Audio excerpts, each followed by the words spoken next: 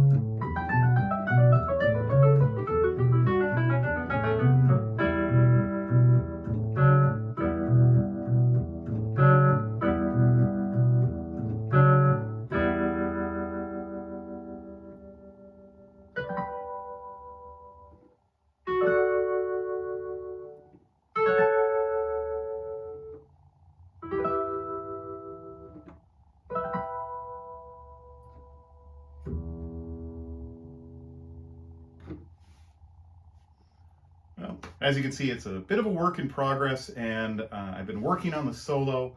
Not quite ready to perform that yet, but if you'd like to hear it, let me know. So, thanks so much for watching and listening.